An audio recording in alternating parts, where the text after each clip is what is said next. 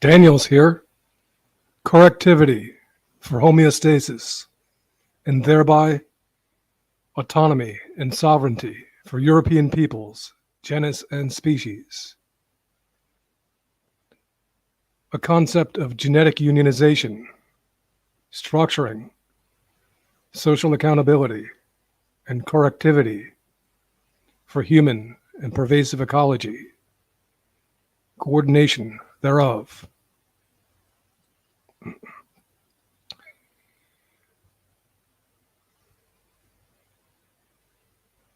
I'm doing an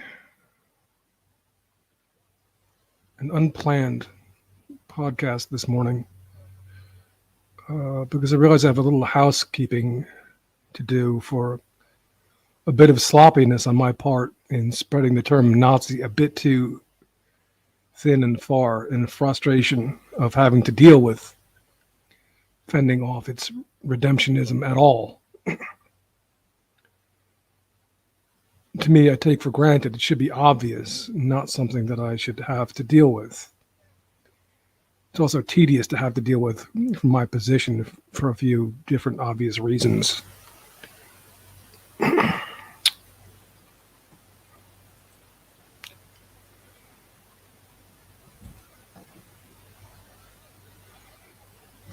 I really have to be careful in my frustration in having to push Nazism aside at a 101 level,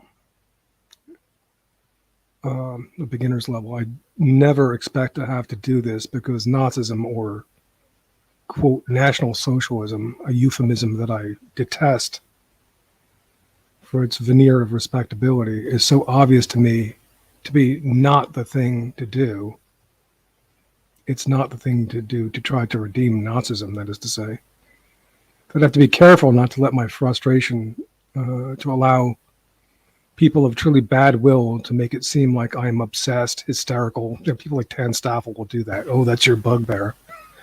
Because I'm, then they might be able to seem legitimate in accusing me of that because I am, if I'm sloppy in throwing around the term Nazi in a way that can look to the casual observer like an ultra-kosher liberal might do.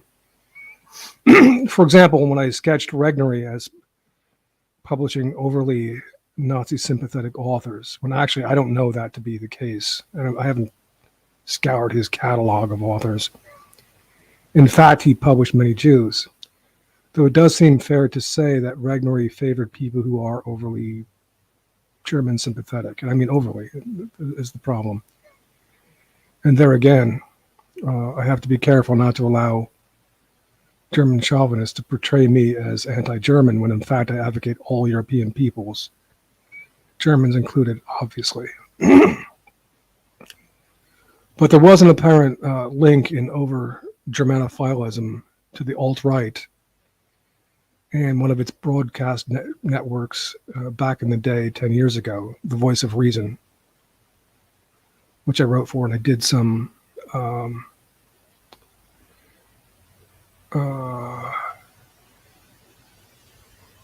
scheduling for them. I helped them a bit. Voice of Reason, though, I mean, I came there originally with a complaint because it did for its Nazi components. It did, in fact, quite literally have an agenda to lead, quote, normies into a Nazi-sympathetic point of view.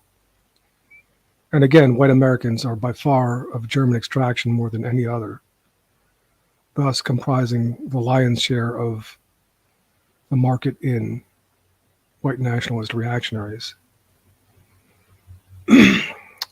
But coming back to the last stream and corrections that I've got to make, at one point I speak of Paul Gottfried as being among the kind of authors published by Regnery. I've learned that Gottfried was actually a bit miffed because Regnery would not publish his work, whether because he was not right-wing enough or not so Germanophilic as to be overly sympathetic to Germany in World War II, I'm not sure. I was not aware of this lack of perfect affinity because Gottfried has featured so prominently among the German sympathetic, even so. But what is clear, importantly, is that Gottfried was a Paleocon.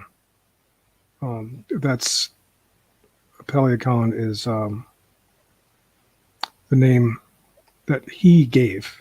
He not only coined the term alt-right, alternative right, but also paleoconservatism, a name that he gave to the kosher Frank Meyer's fusionism of Judeo-Christianity and Enlightenment values, particularly as it applied to the American context.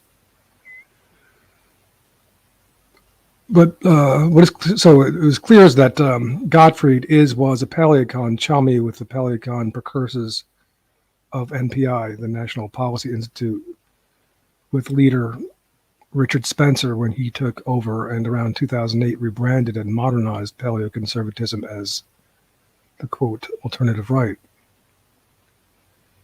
Thus, while Gottfried might not have been Germanophilic enough to be Nazophilic, he was Germanophilic enough for the Germanophilic to function, for Gottfried to function as a social lubricant in the way that the Voice of Reason broadcast network enlisted Andy Novicki as a social lubricant and attempted to use me in the same manner as a way to ease people into overly German sympathetic, if not Nazophilic features.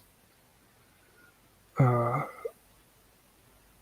be a typical guest, for typical guests of the former Voice of Reason network, with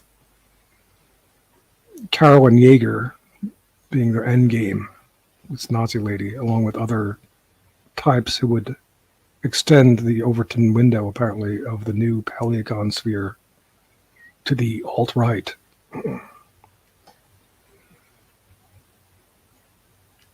But of relevance even now, Gottfried's Germanophilic or high Austrian predilections, as he would, I'm sure, attest to, angle in defense of the right,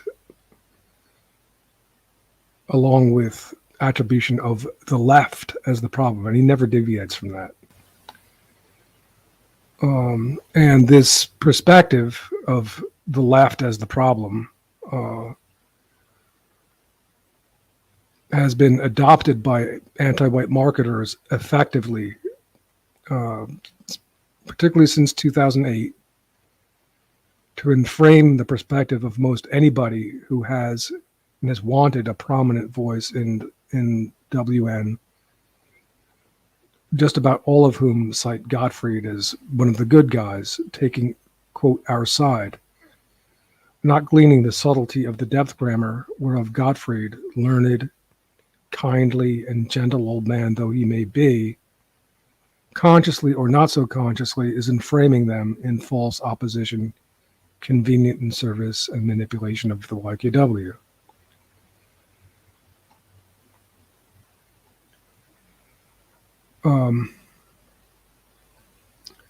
Now, as I've said, there are important reasons why they've always wanted WN to identify as right-wing and far-right. It has to do with the depth grammar, why they don't want us to identify as left for the depth grammar that underlies that. And if you won't identify as right or third position, which allows in right-wing elements, they want you to go with the neither left nor right thing. They want you to say that's obsolete, which is exactly what Colin Liddell, who's kissing ass of the kosher folks with his new site. It's called, I forgot what the name is, but he's trying to say that that dichotomy is obsolete, and he's saying that because that suits their interests. That helps. That keeps European peoples disorganized. And, if you trust Colin Liddell, you're a fool. I mean, you just look at the people that he's got there, that he's promoting at that site. Probably Brett Stevens has been the most glowy of all, but just go down the line. Okay, so a further important note, in correction of the last show, was walking a bit on thin ice to get into sort of biblical interpretation, or interpretation of, or translation of certain rabbis that they would be seeing Europeans and even specifically Germans as a group to target for elimination. To be careful that not be presented as a justification for clear and imminent danger to where lethal retaliation would be appropriate. So, while Nazi leaders may have observed some rabbis as interpreting figures of the Torah and Talmud as Europeans, even Germans specifically, to be targeted for elimination. Even if so, that of course does not provide anything like an immediate and actionable warrant of death penalty, especially as the interpretation itself may be countered in its claim of justification. And clearly, this is very important, it's not only Germans who are being persecuted by the powers that PC, but rather all European peoples. And newcomers to the struggle may not realize, because they're enveloped in a movement which is overly German in its perspective. And they might not realize that that it's not only Germans who are being that are suffering, that all European peoples are beleaguered in PC. One further important note, and again, overemphasizing the German perspective leads to divide and conquer. And this is really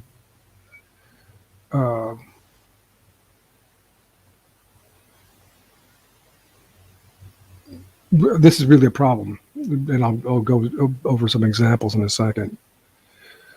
One further important note, while I categorically reject the claim by anybody who says that the Allies were on the wrong side of World War II, and that therefore Hitler was on the right side, that is not to say I cannot see arguments that perhaps the Allies should have fought or contributed to the fight against Hitler in a different way.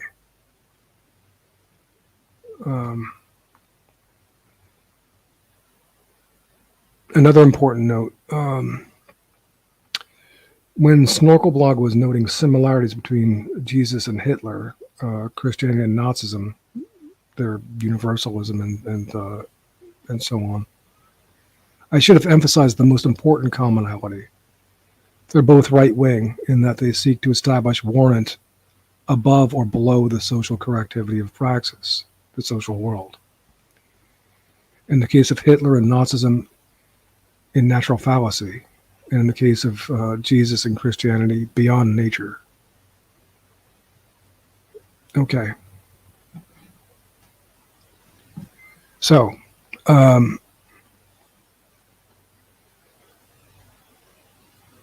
we've addressed Colin Liddell. One other note, I remembered the last show I was talking about sex and monogamy, and rightfully, I maintain, criticizing academic agent for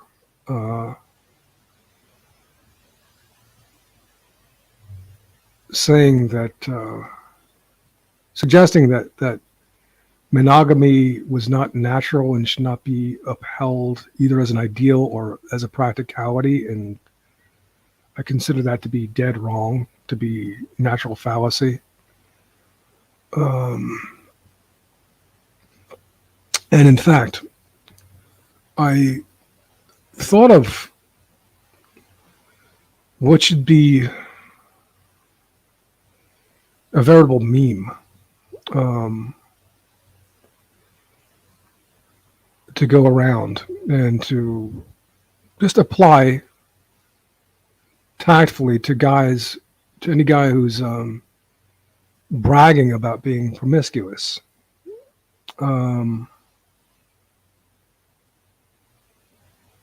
You could say it indirectly. Don't put yourself, don't make yourself the one who's making the complaint. But you might say, some people would say that you are taking another man's wife, that you're taking another man's treasure. It isn't necessarily something to brag about and to be proud of. Not necessarily something to do. And I think that should be, I think it could probably do some good if that kind of rejoinder was commonly on the tongue of guys around.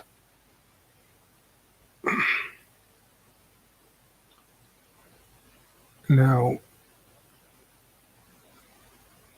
I probably don't want to use up too much StreamYard time this morning. I have plenty of time, but I want to do see if I could do maybe 2 hours on tomorrow morning, Saturday morning, and 2 hours on Sunday, and maybe be joined by some interlocutors, hopefully Snorkel, hopefully Purr, and Mirth. But I didn't warn anybody about today because I wanted to clean this up because I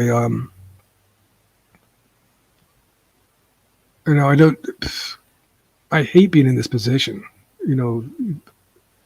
like the school marm. It's ridiculous to have to feel uncomfortable about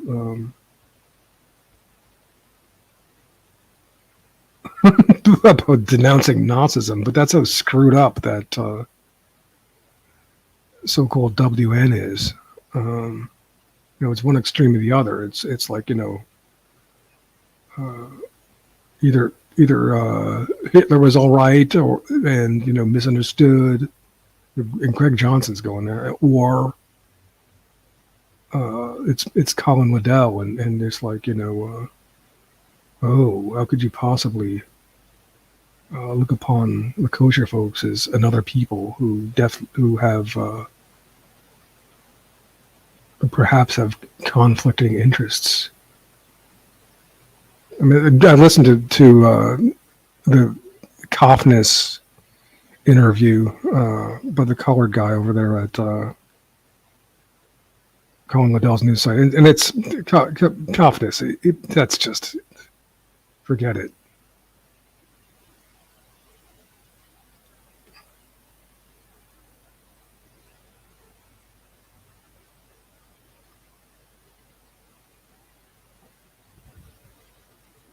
I mean, if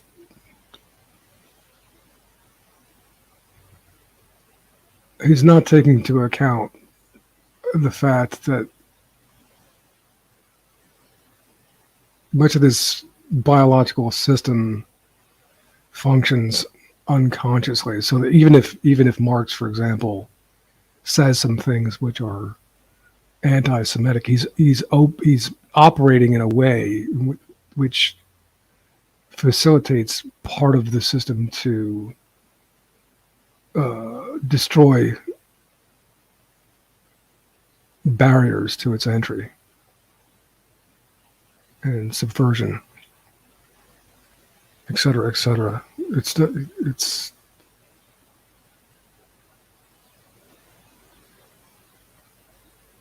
I don't take confidence seriously at all.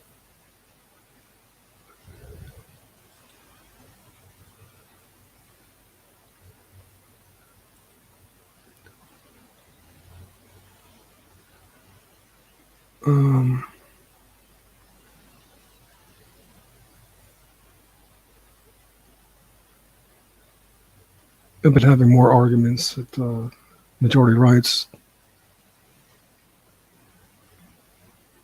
to the fact that Bowery and McDonald should get with the program of facilitating the DNA Nations project. I'm not optimistic that that's going to happen. I think that McDonald should run it over at Occidental Observer, but I don't know. Maybe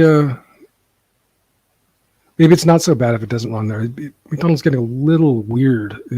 I can't relate to his sympathy for Putin to the extent that he takes it. And, there's the usual right-wing foibles involved with TOO. But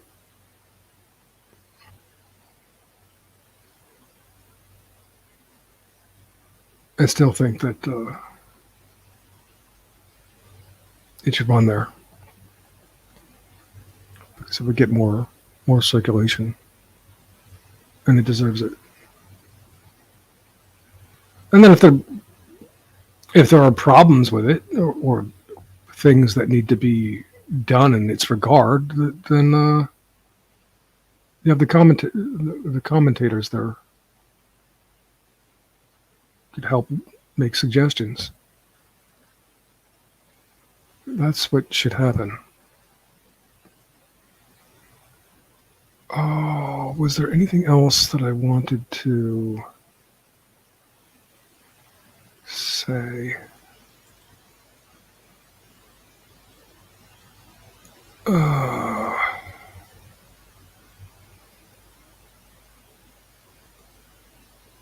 could go into Greg Johnson's still too soft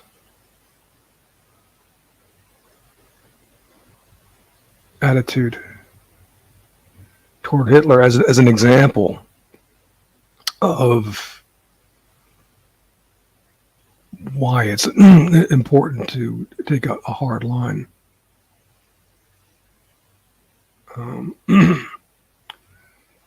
Because it is, that people susceptible to be overly sympathetic are a big market there in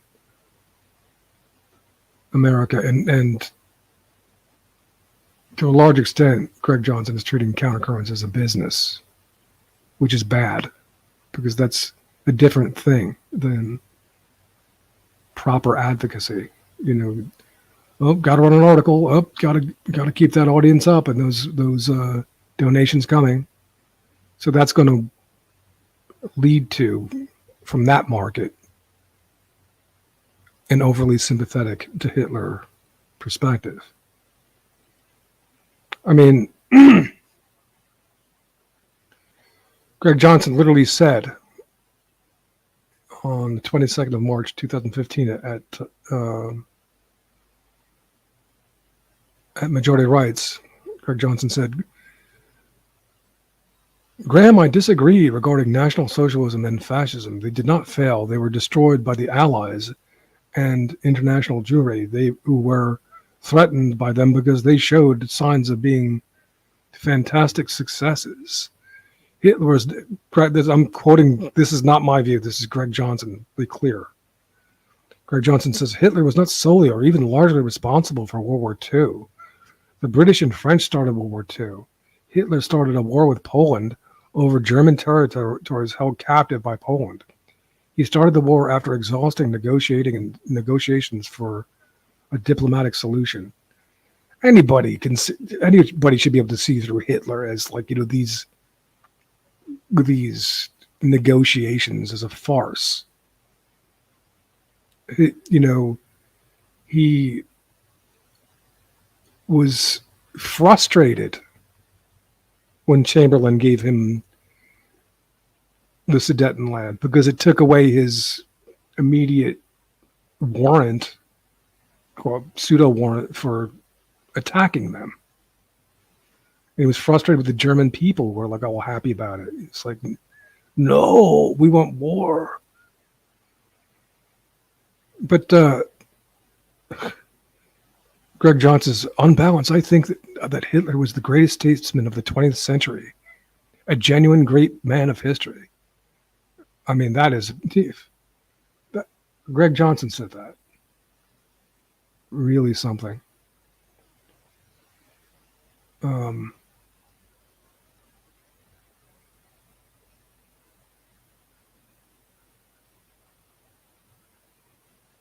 And now, I was saying that how I thought that Richard Hooke was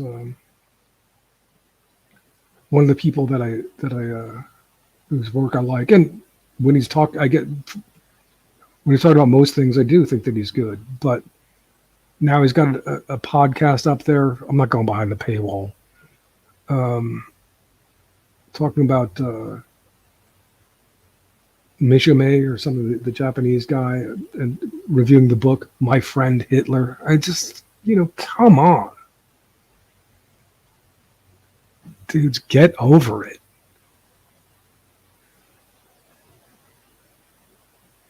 I mean, it's so easy to find huge reasons not to do that. For damn, like seeing YouTube videos of these Nazi war criminals who thought nothing of committing atrocities, not only against the kosher folks, but it's like the disgusting thing they did in mass to Eastern European peoples.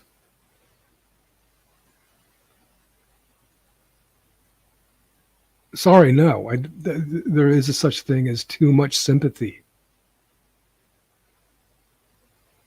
for the Germans. I don't want to persecute anybody of this generation, but I'll be damned if they're going to lay any guilt trips on me or any other sane person.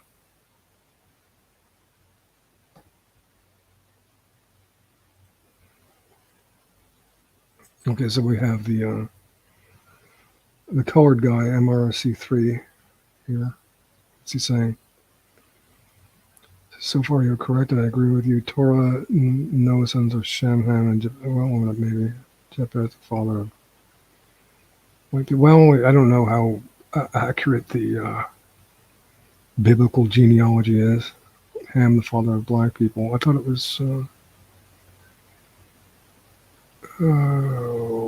Maybe it was Shem, the father of the East. Two nations, good material, but I do not understand the end goal. The end goal is to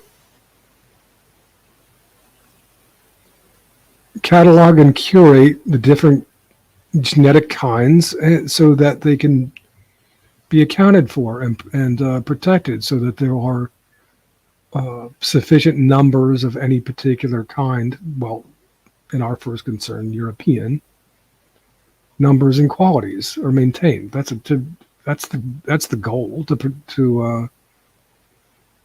preserve our kinds in number and quality.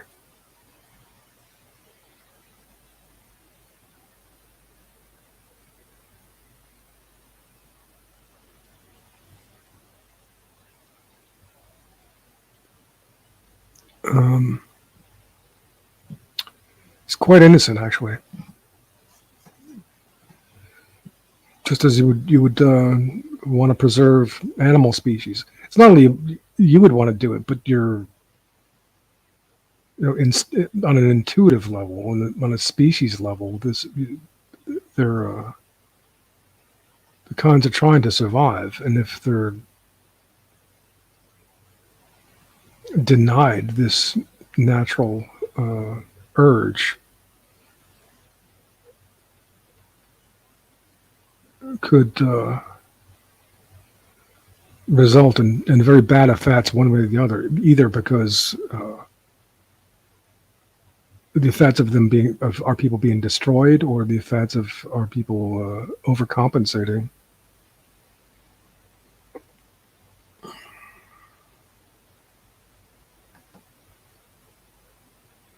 Okay. I think, yeah, I think that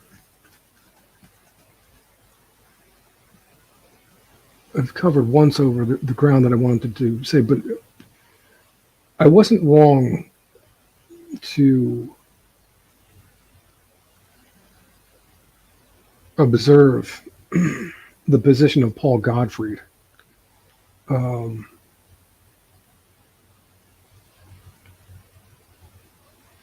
as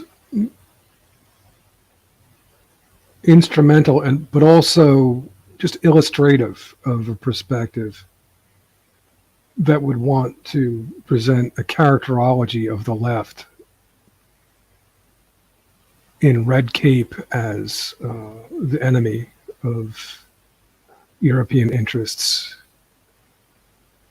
obfuscating the underlying depth grammar of the left, which of course is unionization, coalition building, social advocacy, and organization. And I don't even think that he does this very consciously.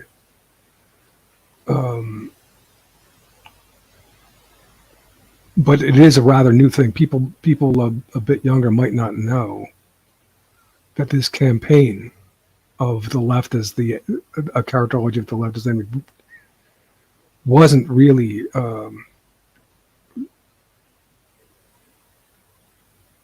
it was non-existent before 2008. It wasn't really. There have been some people talking about the left, but not many. It's a marketing campaign, and European peoples, white peoples, have always, in as much as they identify with themselves and defend themselves, have always been called right and right wing, and that also for a reason that jibes for the same reason. That coincides with a quest for pure warrant, whether within nature or beyond nature. Beyond nature in the case of Christianity, for example, within nature in the case of the natural fallacy of Hitler, for example. But it makes short shrift of social accountability. The closer and closer you try to get to pure objectivity, that's just the way it is. And therefore, because it lacks that social correctivity, it's unstable. It's easy for it's unstable and it's rigid. It's easy for our enemies to manipulate and to infiltrate and subvert. That's why they don't want us identifying with the left and its structuring of correctivity and homeostasis. Homeostasis is stability, by example. It is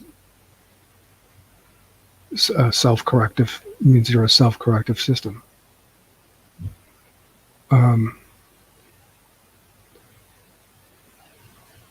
That's why I was a bit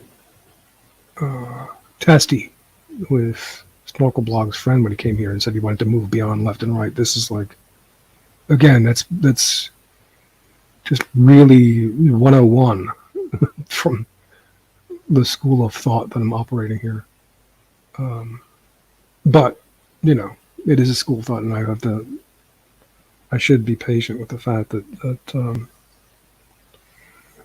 some people are fairly new to this. And of course, well, whatever. There's heavy marketing.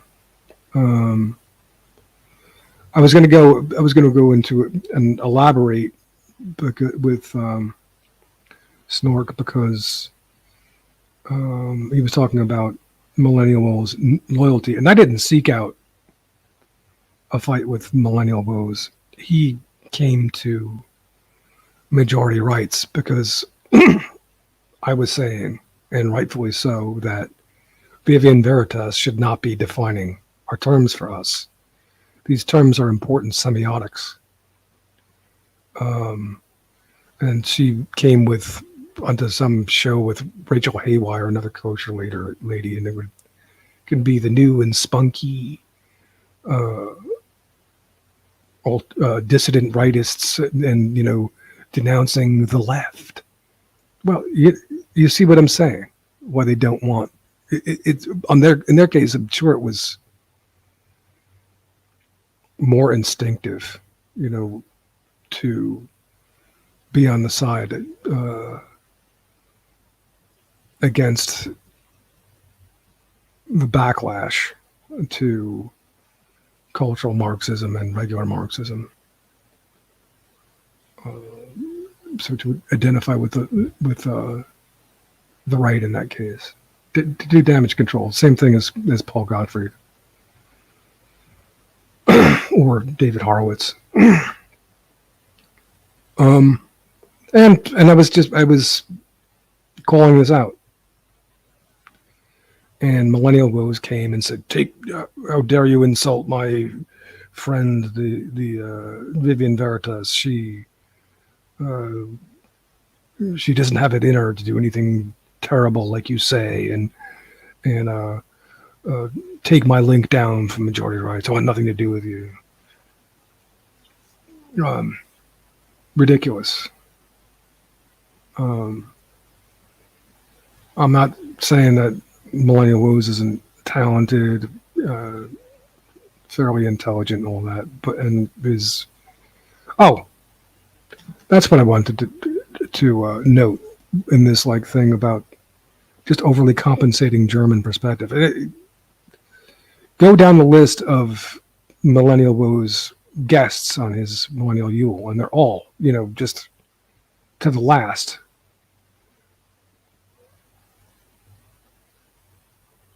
going to be Germanophilic, German,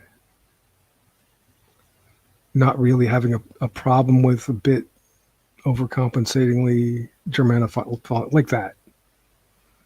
And again, it's a problem for it to be so much that, and it's been a problem for decades. And I'm not anti-German. I'm not anti-German nationalism.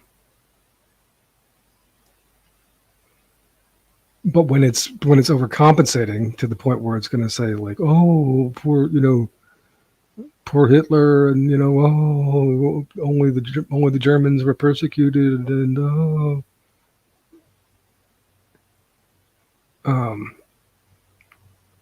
no, that's a problem.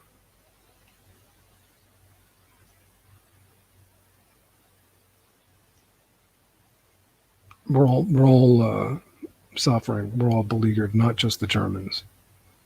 And I'm not looking to lay guilt trips on them, and I don't want anybody laying guilt trips on me or other European peoples.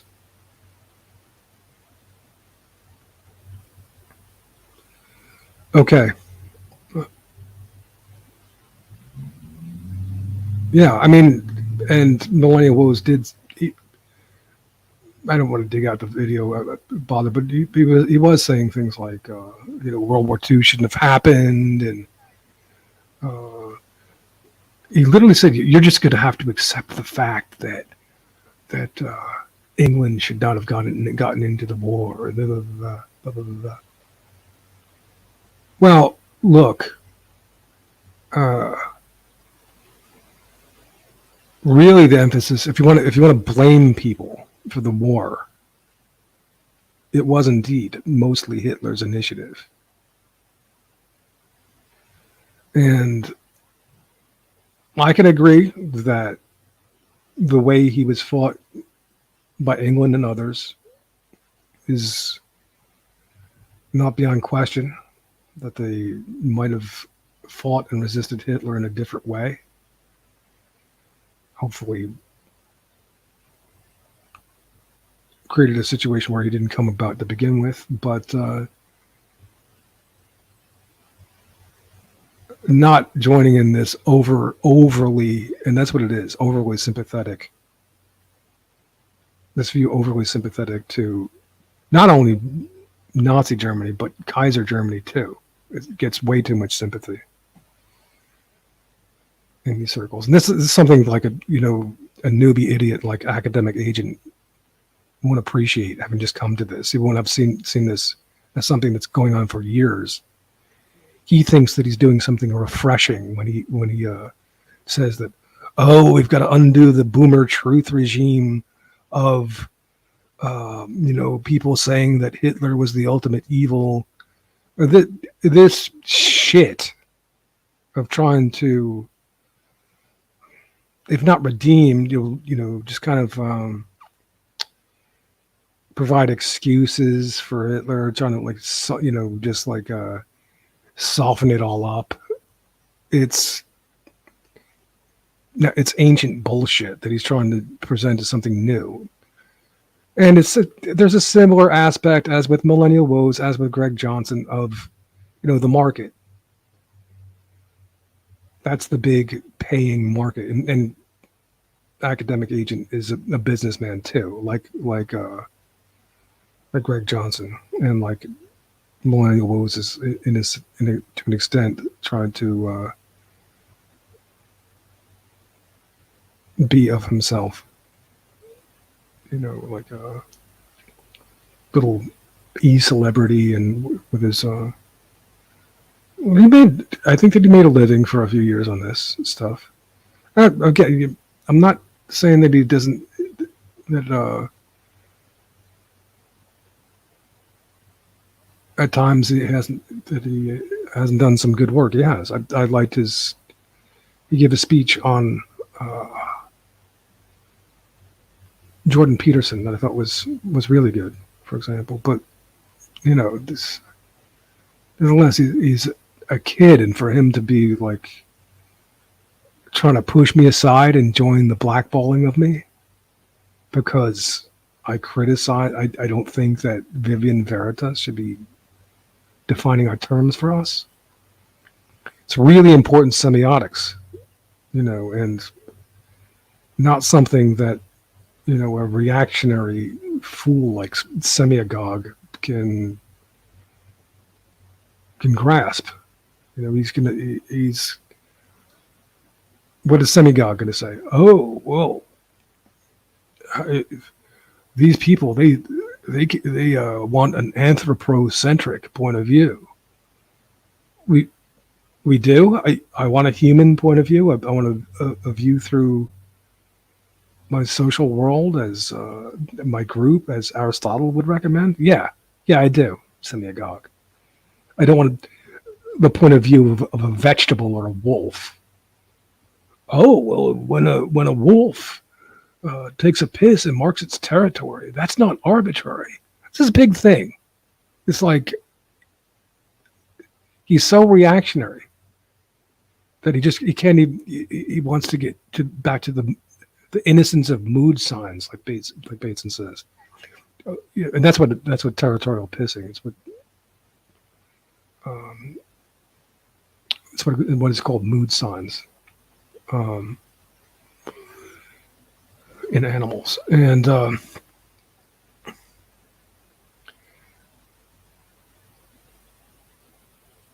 who,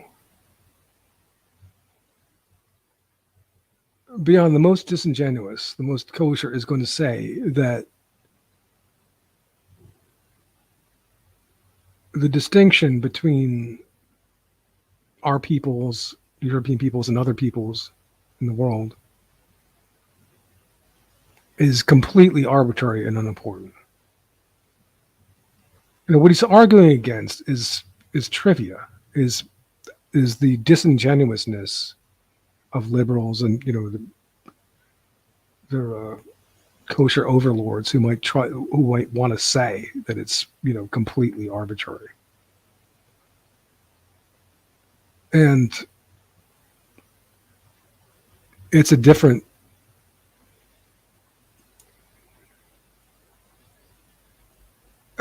matter that, what are you really settling when you say, oh, there are markers and smells and things like this? That's ridiculous autism.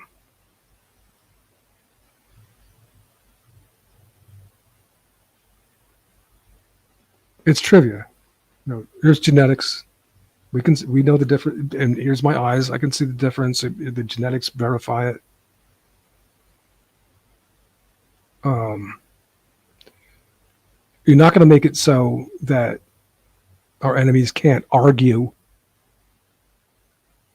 for the modicum of arbitrariness in that line, which I guess that's what you're trying to do. It's a waste of time. We have warranted assertability, operational verifiability.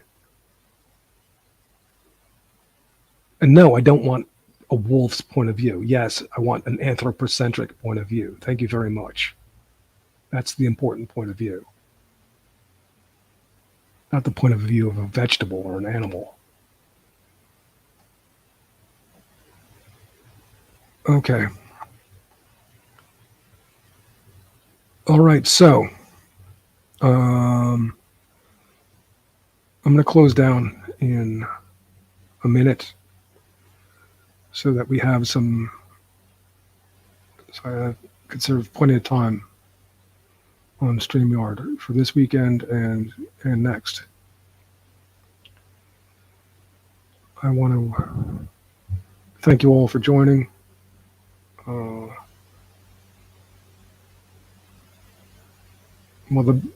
I did make the mistake, I corrected the mistake of blurring the Voice of Reason network, which did have, the old Voice of Reason network, which did have a plan of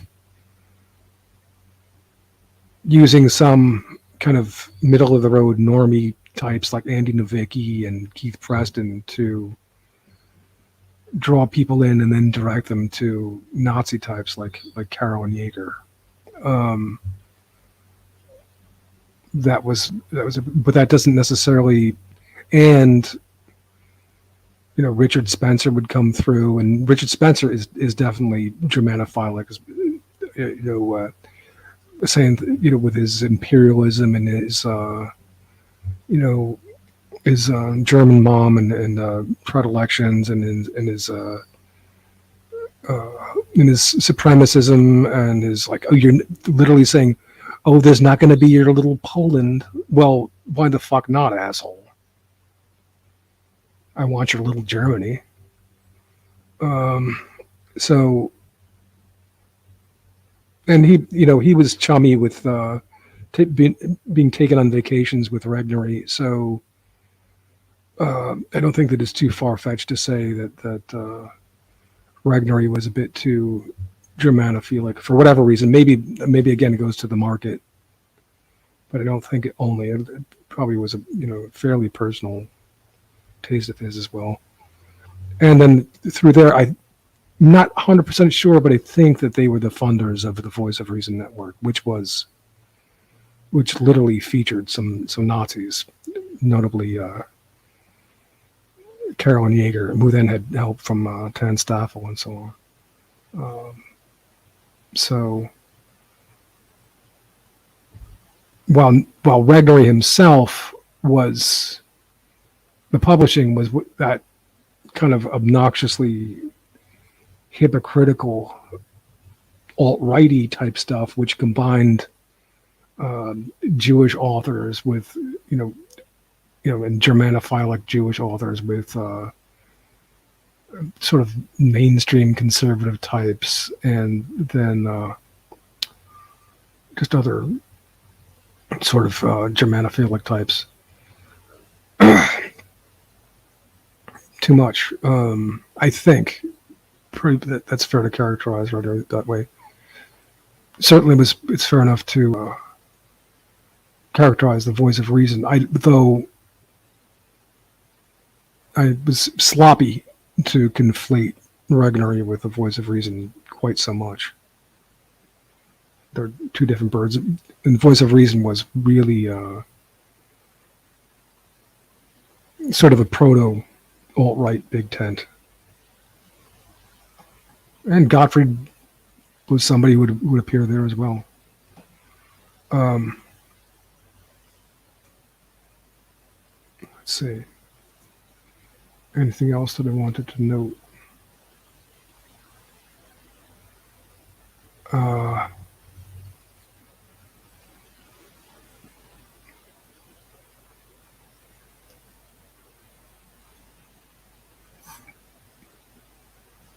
It's Colin Liddell's new site, garbage.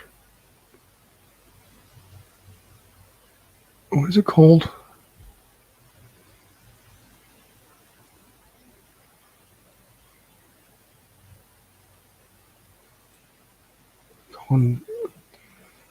Colin Liddell's new piece of shit site. He was called Affirmative Right.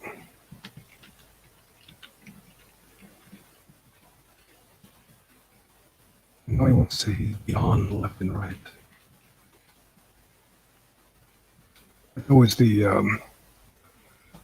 when you won't be liberal, when you won't identify as right wing or third position, they want you to say, oh, neither left nor right. Anything but left ethno-national for European peoples, which is the position here. Neocrat. That's Colin Liddell's new kosher website. Ugh, and is it kosher? Oh my God. Revolting. Okay. So we can come back to that, and I want to, not to that, but we'll be talking hopefully to some guys this weekend. And again,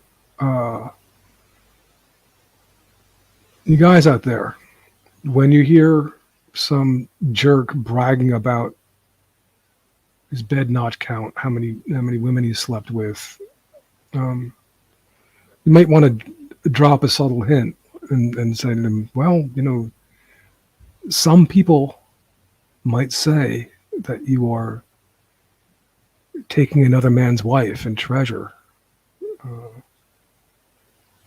Is it really such a great thing? Is it really something that you should be doing and bragging about? Really, who wants to hear it? Go into some obnoxious stories where guys bragging about the women they've had. It's like, ew. You? Yuck.